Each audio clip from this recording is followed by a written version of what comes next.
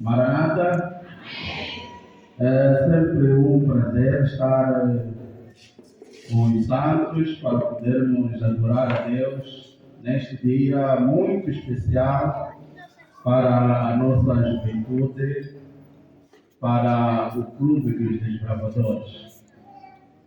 Queremos agradecer a Deus pela vida, por tudo quanto Ele tem feito nas nossas vidas. Agradecemos também o convite que foi formulado a nós para podermos participar deste programa.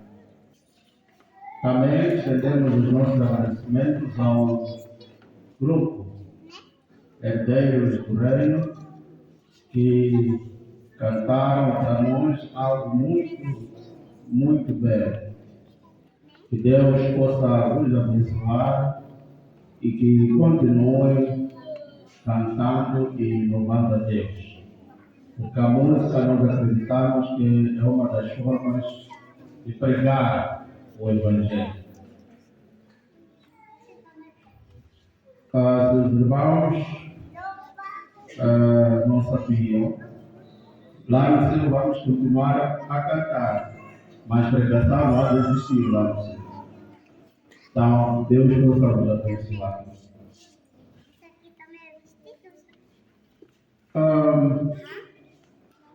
A conclusão da mensagem é a seguinte: o nosso Deus, Ele é capaz. Esta é que é a conclusão da nossa mensagem. No Clube dos Gravadores, existe um hino que eu gostaria de cantar com a igreja. O nosso Deus, Ele é capaz. Não sei se conhecemos, mas vamos cantar este hino. Nosso Deus, Ele é capaz, mas somos livres para dizer: nosso Deus, Ele... Com mais força, eu estou ouvindo. Nosso Deus, Ele é capaz, mas chegamos bem fiéis, somos livres para dizer que o nosso Deus, Ele é capaz. Nós temos um Deus que é capaz. Quero convidar a igreja para abrirmos a Bíblia no livro de Reis, 2 de Reis, capítulo 19. 2 de Reis, capítulo 19, versos 14 até 19.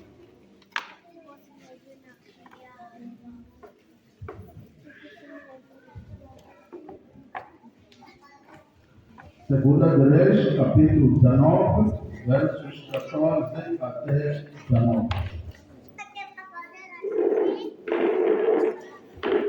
A Bíblia diz o seguinte: Ezequias recebeu a carta das mãos dos mensageiros de Amém.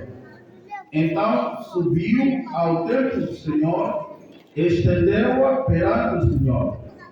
Ezequias orou ao Senhor: Senhor, Deus de Israel, que reinas em teu trono, entre os querubins, só tu és Deus sobre todos os reinos da terra. Tu criaste os céus e a terra. Dá ouvidos, Senhor, e vê.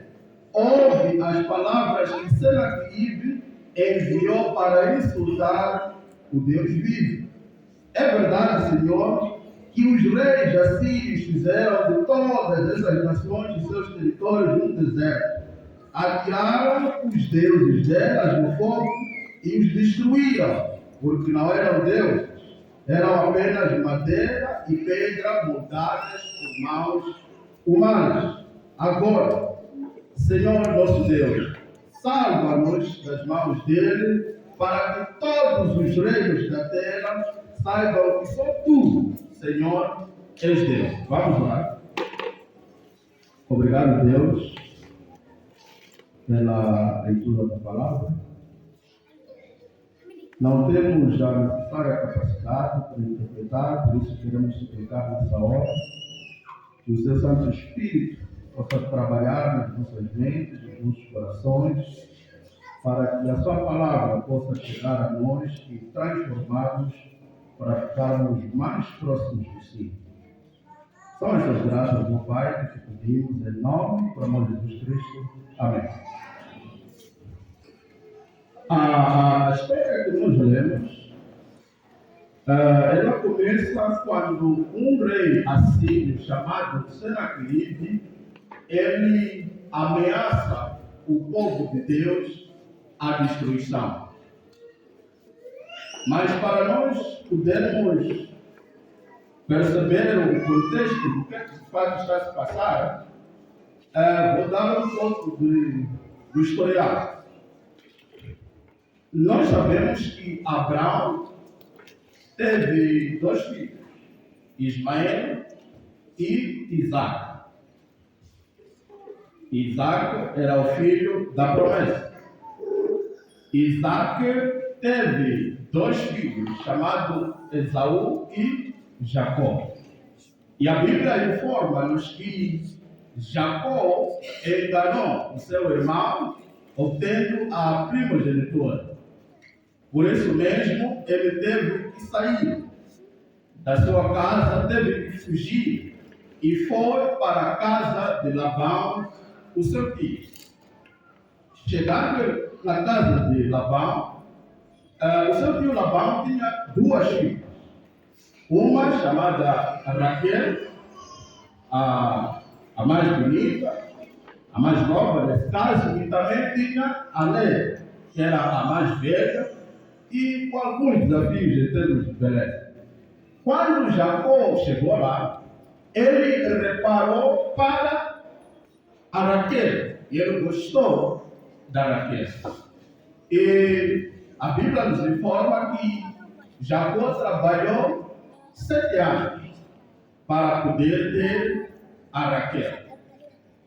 Quando trabalha os seus 7 anos, chega o dia, na consumação do casamento, Jacó descobre que a pessoa que lhe foi entregue não é aquela pela qual ele trabalhou. Nesse caso, entregaram a Léa, porque era a mais velha, e o costume dizia que a mais nova não pôde casar antes da mais velha.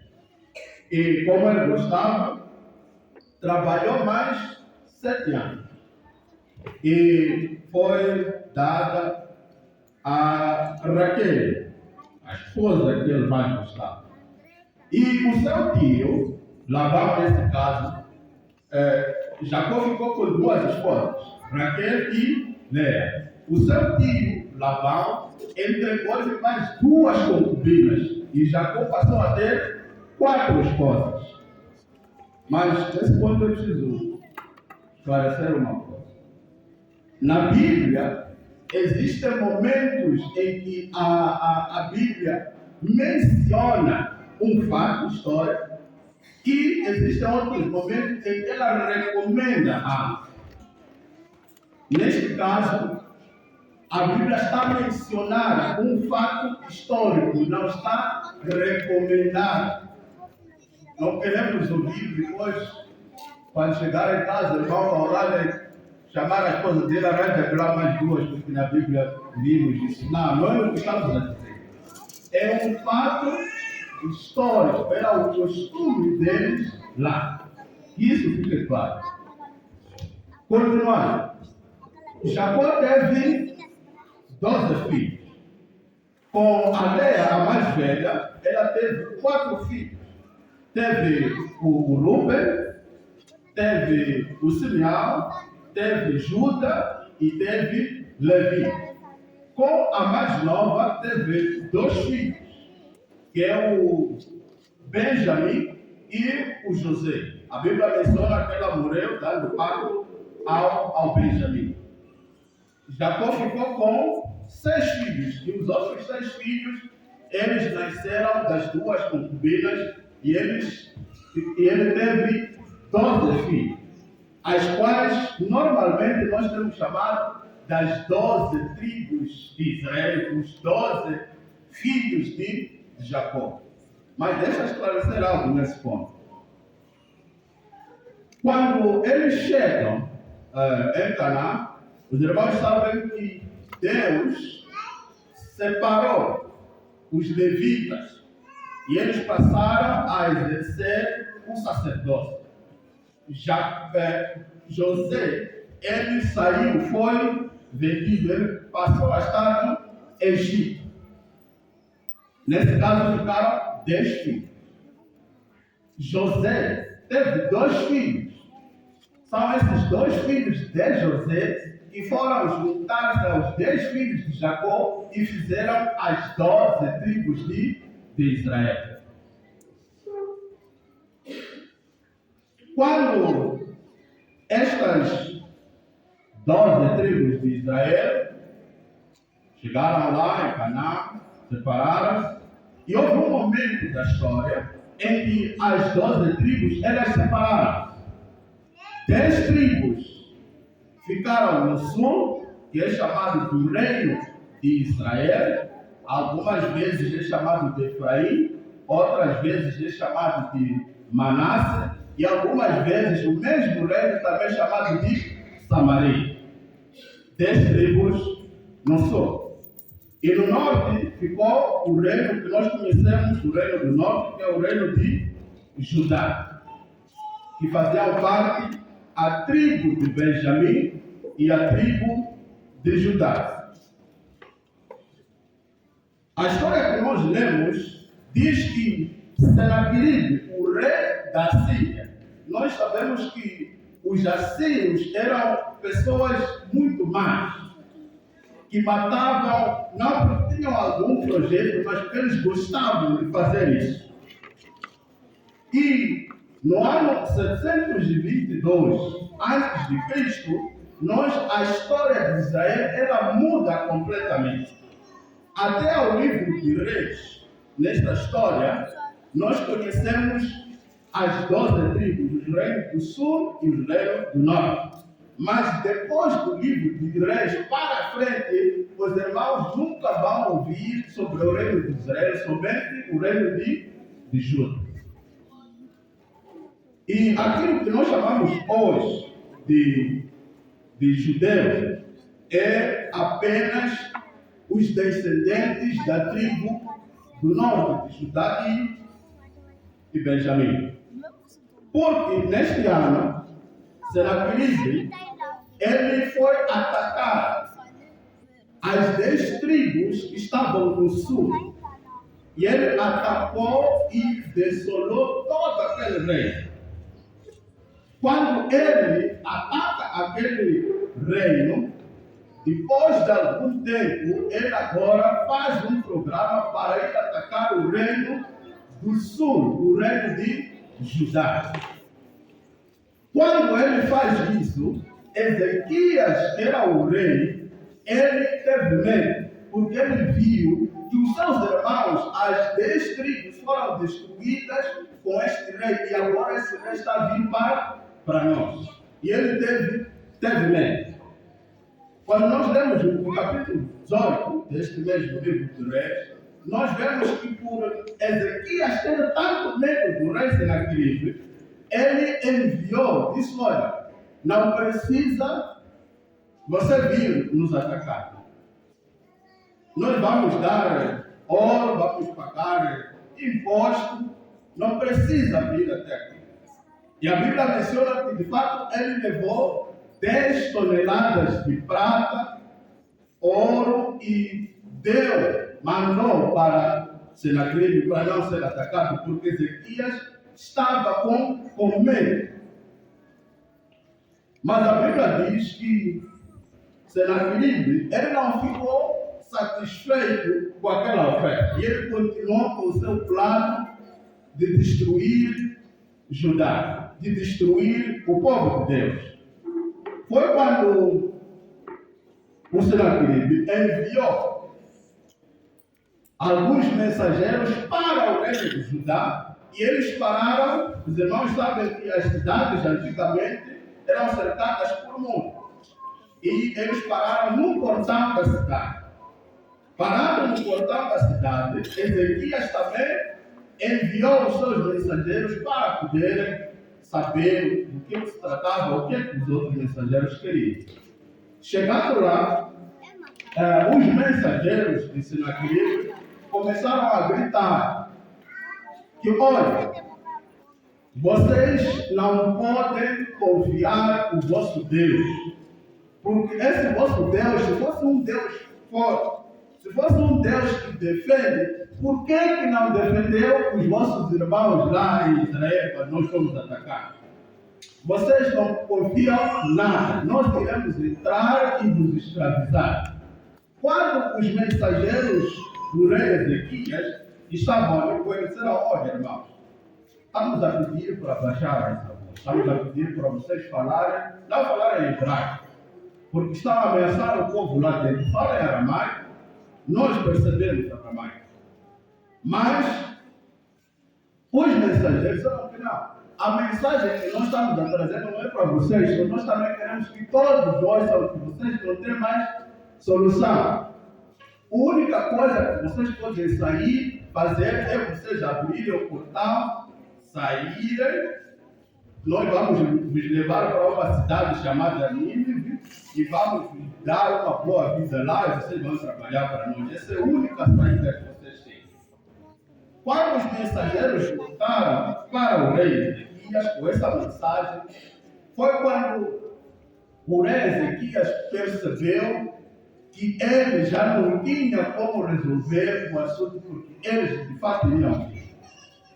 E a Bíblia menciona que Ezequias, nesse tempo, tinha um profeta chamado Isaías. Isaías era avô de Ezequias, porque Isaías era irmão do rei Uzias, que era avô de Ezequias. Então, o Ezequias foi ter com seu avô, que também era o profeta. Disse: olha, nós estamos nessa situação, o que nós vamos fazer? Senaqueribe já destruiu todas as outras nações, incluindo os nossos irmãos do sul, e ele está vindo para nós. O que vamos fazer? Foi quando Isaías disse: olha, vocês podem ir, não vai acontecer nada convosco. Estes assírios irão voltar da mesma forma como eles vieram. E essa mensagem foi dada a Ezequias. Mas enquanto Ezequias estava a falar com o profeta, Senaqueribe enviou mais uma carta. Uma carta de continuação daquelas mesmas ameaças. Quando Ezequias chega no palácio, foi dado aquela carta. E ele, quando abriu, ele viu que os mesmos insultos continuavam, as mesmas ameaças continuavam. Foi quando no verso 14 que nós lemos, Ezequias, depois de receber a carta, a Bíblia diz que Ezequias leu, foi para o templo, abriu a carta e colocou no altar em que eram feitos os sacrifícios. Como alguém que dissesse: Deus, veja o que está aqui na carta. Ezequias não tinha mais solução. No mesmo tempo que ele tirou o ouro, tirou a prata para poder dar ao Senaqueribe, era um tempo já desolado, mas ele viu que na sua vida, para o seu reino, não havia mais solução senão entregar a Deus. E ele colocou esta carta lá onde se fazia os sacrifícios. E ele orou. Nós lemos a oração de Ezequias a partir do versos 15 até versos 19. Ezequias explica bem: olha, Deus, você é o Deus de todos os reinos, agora veja o que está para acontecer com o seu povo. Pedimos que Deus possa resolver esta situação para nós, porque nós, como seres humanos, já não temos solução. Já esgotamos os nossos métodos, as nossas forças, as nossas soluções já não estão a dar certo. Pedimos a Deus para poder resolver esse povo, senão Senaqueribe há de vir e nos destruir. E vejam que a oração diz que pedimos para você resolver para que todos saibam que somente tu és Deus. Queridos,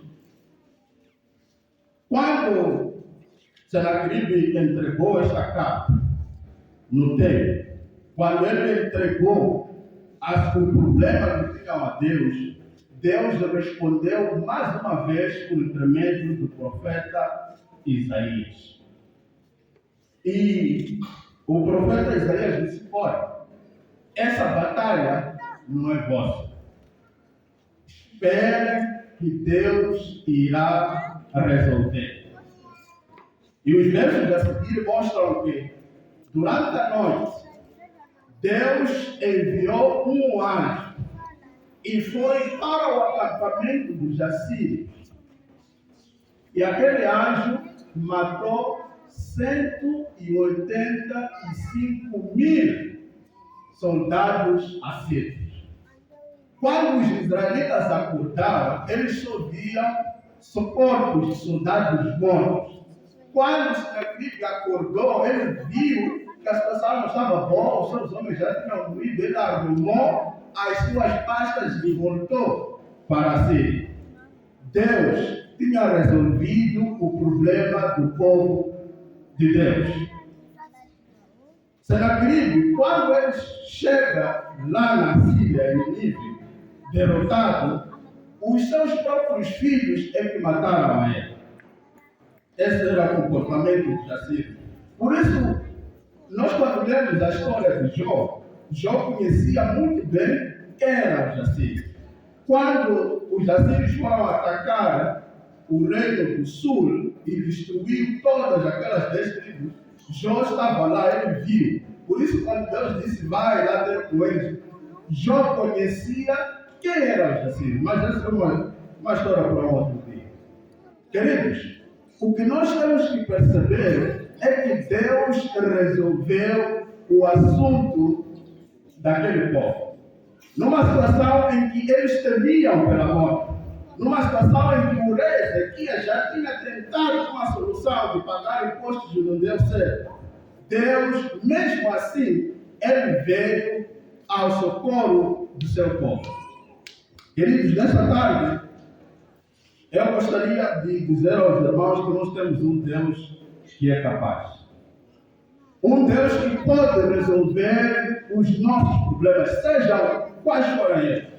Assim como aquele povo estava à beira da morte, Deus também pode resolver os nossos problemas. Queridos, nesta hora eu gostaria de orar com um jovem, de orar com um pai, com uma mãe. Um jovem que diz: Senhor, eu tenho um problema, eu tenho um vício que não consigo resolver. Nessa manhã eu quero levar este vício para a sua casa. Eu quero entregar esse vício assim para cá. Assim como você resolveu o problema de Ezequias, possa resolver o meu problema. Eu gostaria de orar com um irmão que diz: olha, eu tenho problemas de saúde, mas assim como Deus resolveu o assunto de Ezequias, também resolve o meu problema de saúde. Eu quero orar agora com um irmão, com uma família que diz: olha, o meu casamento está quase a terminar. Nós estamos à beira do divórcio. E hoje, nesta tarde, eu gostaria de apresentar este problema, colocar assim como Ezequias levou a carta para o templo, apresentando a Deus, também eu quero apresentar o meu lar assim. Queridos, eu gostaria de orar nesta manhã com um irmão que recebeu uma carta a dizer que o seu emprego já terminou. E nesta hora ele não sabe como vai sustentar a si, como vai manter os seus filhos a estudar. Eu gostaria de orar com esse irmão que quer apresentar este problema ao nosso Deus, porque Ele é Deus que é capaz. Se existe no nosso meio um irmão, um jovem, uma irmã, uma mãe, um pai que gostaria de apresentar os seus problemas a Deus, gostaria de pedir para se colocar de pé para nós orar. Porque o Deus que nós temos é um Deus capaz. É um Deus que lutou pelo seu povo sem que eles levantassem nem um braço que eles foram resolvidos. E nessa tarde, Ele quer resolver as nossas situações. Queridos, nós precisamos de saber que o nosso Deus pode. Que Ele vê as situações que nós estamos a passar. Queridos jovens, nós precisamos de ficar focados e sabermos que nós estamos com um Deus que é capaz. Vamos orar. Santo Deus, nosso bom Pai dos céus, estão aqui de pé os seus filhos e filhas, que estão de pé porque querem apresentar os desafios, querem apresentar os problemas, querem apresentar as situações que assolam a sua vida. Senhor, cada um de nós que está aqui tem algum problema que lhe aflige. Problemas sociais, problemas financeiros, problemas de várias ordens. Nessa tarde nós queremos entregar-os assim, Pai, para que possas resolver a cada um segundo a sua necessidade. Nós não temos para onde ir, já tentamos soluções humanas, mas percebemos que só Tu és Deus. Só Tu podes resolver os nossos problemas, por isso nós estamos de pé. Nessa hora queremos suplicar pelo Seu Santo Espírito, para que possa tocar a cada jovem, possa tocar a cada pai, possa tocar a cada criança, possa tocar a sua igreja, para que a partir de hoje nós possamos andar confiantes que o nosso Deus é capaz de que os nossos pecados, os nossos problemas estão resolvidos. Que a sua vontade seja feita. São essas graças, ó Pai, que pedimos em nome e por amor de Jesus Cristo. Amém. Amém. Muito obrigado.